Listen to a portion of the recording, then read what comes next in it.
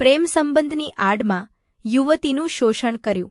શિનોર પોલીસે આરોપીને Swift car સાથે ઝડપી પાડ્યો।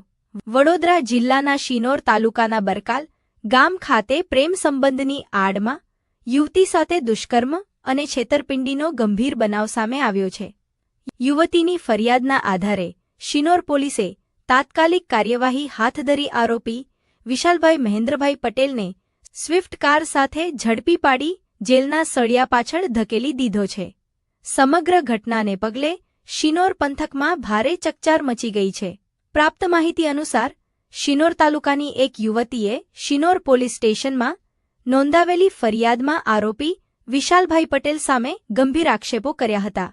ફરિયાદ મુજબ આરોપીએ યુવતી સાથે પહેલા મિત્રતા કેળવી હતી અને ત્યારબાદ પ્રેમ સંબંધ બાંધી લગ્ન કરવાની ખાતરી આપી હતી। યુવતીને વિશ્વાસમાં લઈ આરોપીએ અનેક વખત શારીરિક સંબંધ બાંધ્યા હોવાનું ફરિયાદમાં જણાવાયું છે।